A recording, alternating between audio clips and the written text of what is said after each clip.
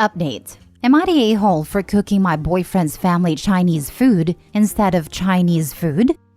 Original post. I was born in China, but my parents and I moved to the West when I was little. So, I was raised mostly Westerner.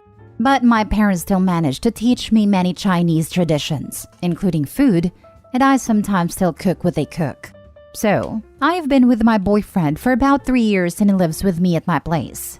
This Christmas, his family, mom, dad, sister, and nephew, came to visit him from his birth country of Spain for the first time in years.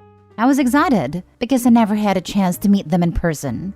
They arrived a few days before Christmas. He went to pick them up at the airport while I was working, so when I came home, they were already there. The meeting didn't go well as I would wish, because the little nephew, as soon as he saw me, started doing the eye-stretching thing. He was immediately reprimanded by his mom and grandparents, but the following days he made a lot of racist jokes in Spanish like, "What do you call someone who doesn't take a shower in Chinese? Shin shan poo." And he was barely reprimanded for that. Besides that, Christmas went great, and the next day we woke up very late. The nephew started saying that he wanted Chinese food for lunch, so my boyfriend's parents asked me if I could make it. I said sure, I was glad to do it. I cooked something my parents would do in a special occasion like these and served the table in a very traditional way, with chopsticks and everything. Then I called everybody to the table and instantly saw their disappointed faces. The nephew said, "What's this?" To which I said, "Chinese food." He grunted and said, "No, it's not," and started to throw a fit. His mom calmed him down, then boyfriend's parents told me, "This isn't what we were expecting." So I asked, "What did you expect?" And they replied, "You know, something like what they serve at restaurants." I tried to explain to them that this is something actual Chinese people eat, but wouldn't listen. They dressed up and went outside to eat at a restaurant. My boyfriend stayed at home, but then called me stupid. He said, "You knew exactly what they meant by Chinese food. I'm trying to make you look good in front of them, but you're not helping me by playing dumb." I asked him to explain himself better, but he just shouted, "When people say Chinese food, the last thing they expect is white rice. Get a freaking clue," and locked himself in our bedroom.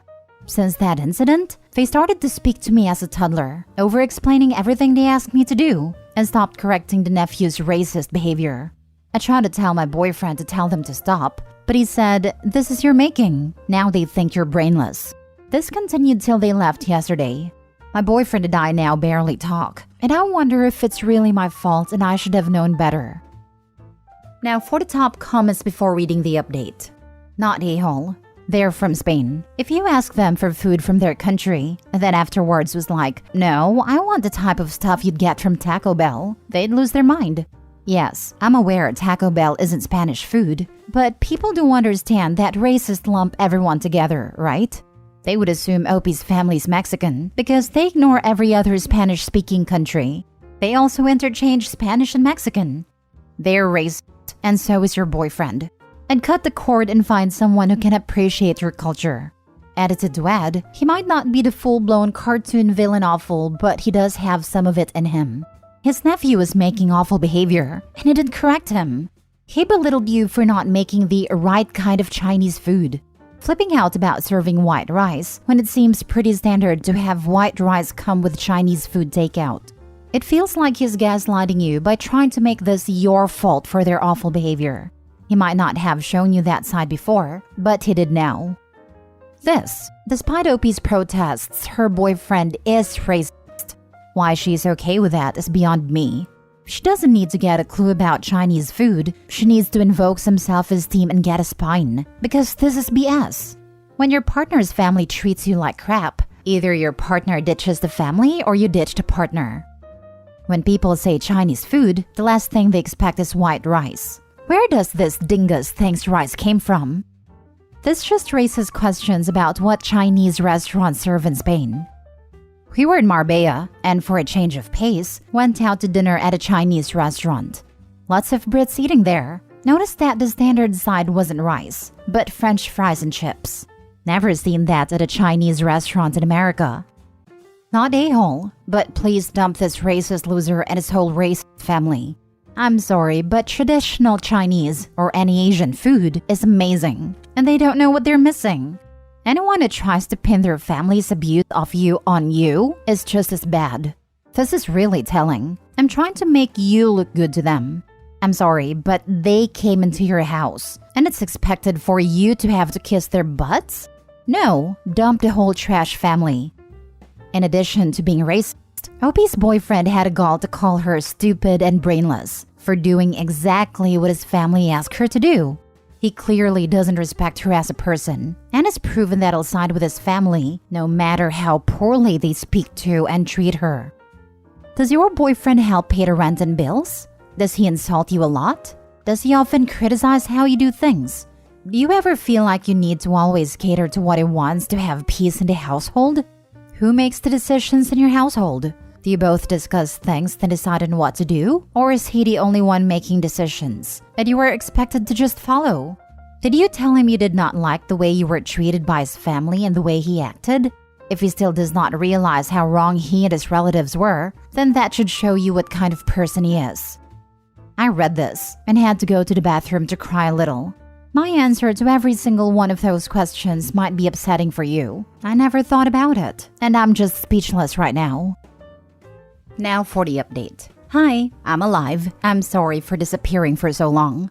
A lot has happened in the last weeks, and sorry if I'm not very detailed. I'm very tired today. For those who already know my story, my boyfriend allowed his family to be racist to me. So after his family left, I tried to break up with him, but he wouldn't let me end a relationship.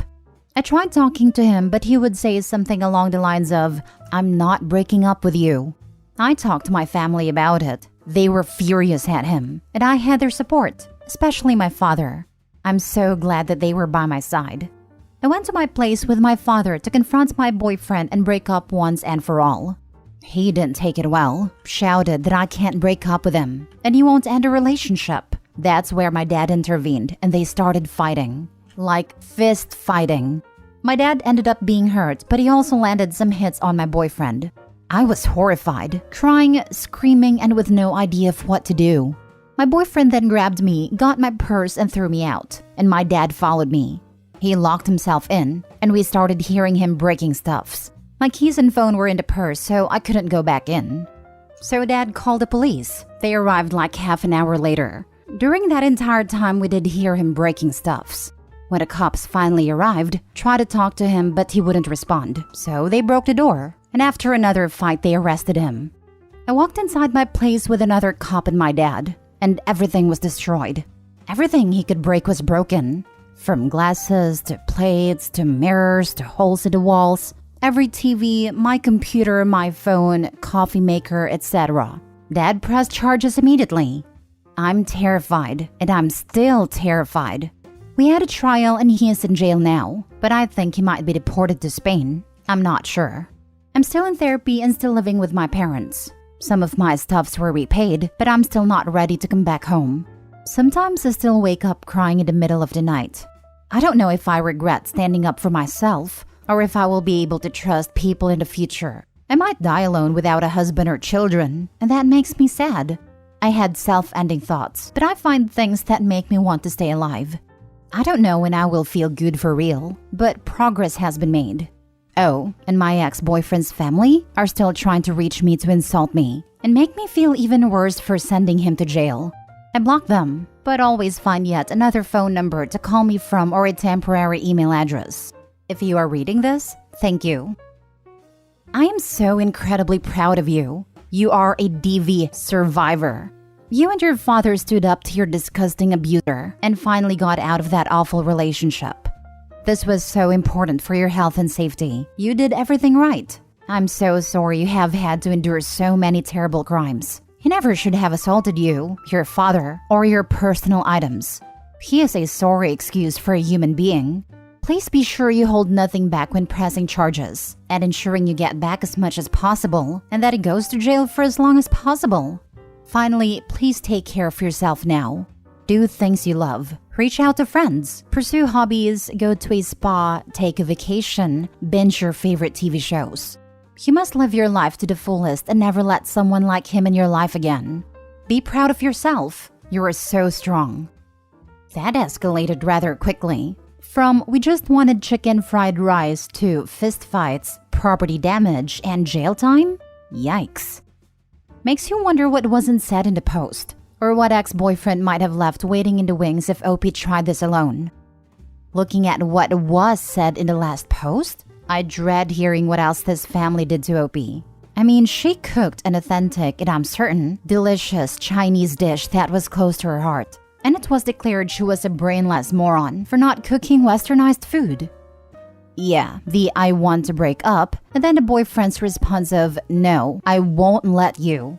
The racism was a giant waving flag. That elevated it to a 250 decibel EAS warning. He sounds like the kind of racist craphead who thinks Asian women are demure and obedient and exotic, and fetishizes them to suit his ideals. Would not shock me if that was his stance. I am Chinese, and I've had to explain to people that what is commercially served in Chinese restaurants isn't always a good representation of what Chinese people actually eat at home. For example, lemon chicken isn't a traditional Chinese dish, and neither is General Tso's chicken. The boyfriend and his family is rotten, and I'm glad the OP got rid of him. Totally. An Indian friend of mine is the same about things like butter chicken. I'd love to try traditional Chinese food. OP would have made that from scratch and was probably quite time-consuming. That family's trash. Last story. Am I the a-hole for telling my sister-in-law that she doesn't have room to criticize the way I support my daughter's passions when her own husband is barely involved with her kids? My daughter Cameron is very artistic. Cam likes doodling and using certain online animation apps, but her preferred way to express herself is through street art such as graffiti. I have found an art class that specializes in graffiti for Cameron, as well as gotten her connected with specific zones where graffiti is allowed. She's staying out of trouble and it makes her happy, so I don't see any issue with it and encouraged her hobby. Some context about my sister-in-law Sydney is that she has 2 daughters, Eden and Ava, and her husband Benjamin is not involved with the girls at all. My brother-in-law is the kind of guy who brags about how he's such a man because he's never changed any diapers or attended parent-teacher meetings, and Sydney does it all. He's seemingly oblivious to the fact that this does not impress nor earn him respect from other fathers his age. Sydney constantly makes excuses for Benjamin's lack of involvement with Eden and Ava. Things along the lines of how it's her responsibility as the mother, or that since he makes more money, it is not his responsibility to step up as their father. Sydney seems to have internalized misogyny herself. I bring all that up because Sydney has become very vocal about her disapproval of Cam's graffiti hobby, and a lot of her complaints seem to be misogynistic. Things along the lines of how Cameron is 14, becoming a young woman, and needs to start acting like it. And that I should move her into classes for a more appropriate, feminine form of art like watercolors. I told Sydney that, unless Cam wants to, I would not be changing her art class or discouraging her graffiti. She's staying out of trouble, and it makes her happy. I see no issue with her hobby. Sydney called me irresponsible and said to think about the kind of potential partners Cam would attract with a hobby like graffiti. She then said that if Cameron keeps doing graffiti, she will eventually hang around a bad crowd and get into drugs. I told Sydney that she doesn't have room to criticize the way I support Cam's passions when her own husband is barely involved with Eden and Ava. Sydney and I got into an argument where I admittedly was yelling back at her. My wife had us de-escalate, told Sydney off, and we left. Once we got home and things cooled off, my wife explained that she did not regret telling Sydney off over the drug comment, but throwing Benjamin's lack of involvement in Sydney's face was just a low blow on my end. And that 2 wrongs don't make a right, since I could have addressed Sydney's comment without bringing the situation with Benjamin into it. I do see my wife's side and realize that bringing up Benjamin was a low blow. The 2 friends I brought it up to, however, said that Sydney had it coming, and that in a way, I helped Sydney because she needed to look at herself and her own family dynamics in the mirror. Now I'm conflicted. Am I the a-hole? Not the a-hole. Your sister-in-law has essentially said that you have exposed your daughter to a bad crowd and that she's likely to get into drugs. She has offered her opinion that you should be encouraging more feminine art for her. What you should have said is, "Thank you for caring about my daughter. I'm happy for her to do this and I'm confident that it's safe. I don't think it'll expose her to a life of drug taking." I'm glad we can have these open chats about our kids because I've been feeling some concern for a while about the impact that your husband's neglect of Eden and Ava might be having on them. I'm worried that they don't have a strong bond with him and that in the future, they might exhibit some worrying attention-seeking behaviors from the males in their lives. I suspect that it gone down that way, she may have STFU'd. Agreed. If anything, having an established hobby that her parents support is going to keep her off drugs. Not the a-hole. Sydney needed a slap off her pedestal. It's always entertaining when people don't look at their own life and try to control others. Her husband is an a-hole, and she's a bigger a-hole for allowing him to treat her and her kids that way. I'm surprised this doesn't get brought up more often, honestly. If that dude ever brags about that crap, I would hope other people tell him what a piece he is. Also, you remind her that many girls with daddy issues seek the wrong kind of attention. She needs to worry about the effects her husband will have on her daughters. Not the a-hole. I'm sorry, but I'm surprised by the all you're the a-holes in here. In what universe is Sydney not the a-hole? It's none of her business how OP chooses to parent. OP is being supportive of their daughter's interest in the best way. Sydney and her internalized misogyny, something that's actually harmful to her daughters, can get out of OP's business. She has no right or place criticizing OP. I'm sorry, but if she didn't want OP criticizing her, she shouldn't have done it to OP. She simply got a taste of her own medicine. It was fair game. Again, play stupid games, win stupid prizes. Agree 100%. Sydney didn't just express her stupid opinion, but kept escalating when OP declined to take her advice. It sounds like she's one of those pushy jerks who will not shut up when you ignore their advice. OP gave her a taste of her own medicine, and she didn't like it. Too bad. OP is not the a-hole.